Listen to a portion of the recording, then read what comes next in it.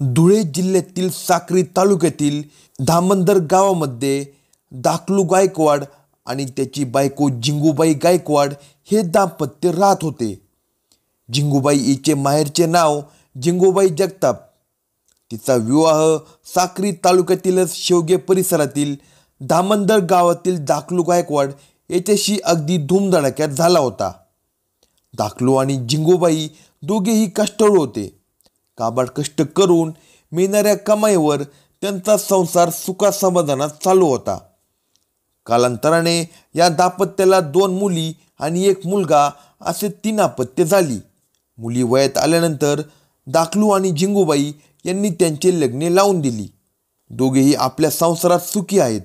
मुलीच्या लग्नानंतर मुलाचे लग्न जिंगूबाईचा भाऊ चंदू जगताप यांच्या मुलीशी लावून देण्यात आले.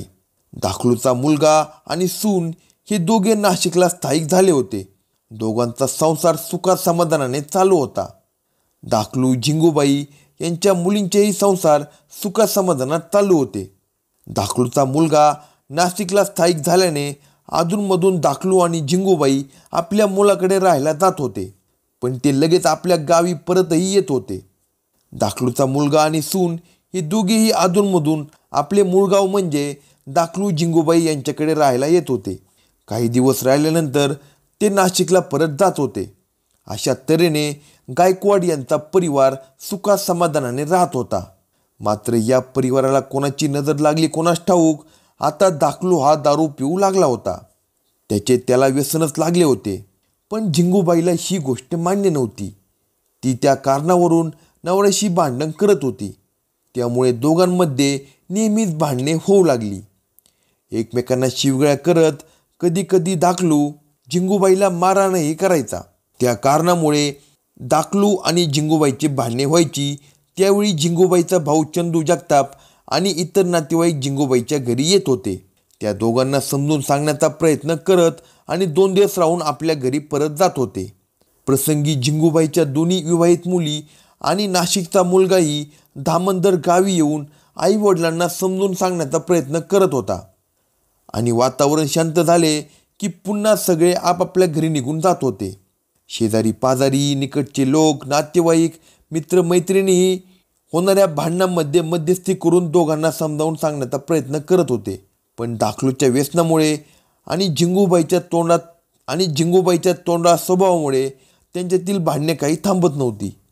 शुक्रवार दिनांक 5 जुलै 2024 रोजी जिंगूबाईने जेवण केले आणि ती दाखलूच्या येण्याची वाट पाहू लागली.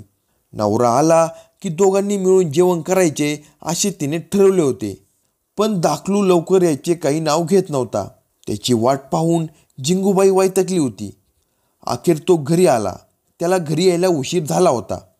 आता तो डुलतच दाखलू दारू पिऊन घरी आला होता. त्यामुळे जिंगूबाईला त्याचा राग आला. कारण आता तो जेवणार नाही हे तिला माहीत होते. आपण मेहनत घेऊन केलेले जेवण आता वाया जाणार या कल्पनेनेच जिंगूबाईला राग आला.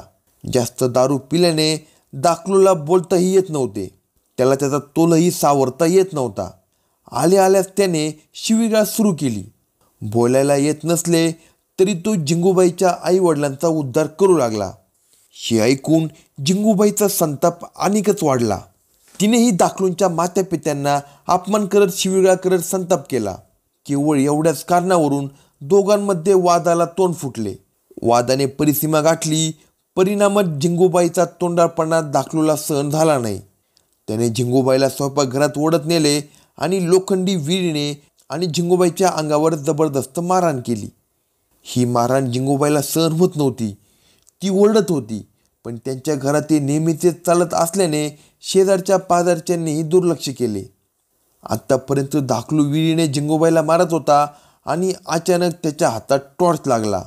तो टॉर्च घेऊन त्याने त्याचा टोला जिंगूबाईच्या डोक्यात हाणला. त्या टोल्याने जिंगूबाईच्या डोक्यावर भली मोठी जखम झाली आणि त्यातून भळाभळा रक्त येऊ लागले. थोड्याच वेळात अतिरक्तस्रावामुळे जिंगूबाई चक्कर येऊन जमिनीवर पडली. जिंगूबाईचा वाचारपणा बंद झाल्याने दाखलूसुद्धा शांत झाला होता. तो मध्यधुंद अवस्थेत होता.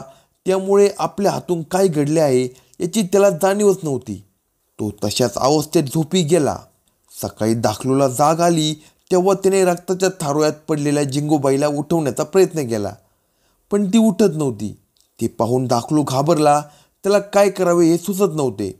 त्याने घाबरून जिंगूबाईच्या अंगावरचे रक्ताळलेले कपडे काढले आणि तिच्या शरीरावर दुसरे कपडे घातले. दरम्यान या परिसरात या घटनेची माहिती समजली आणि लोक दाखलूच्या घरी जमा झाले.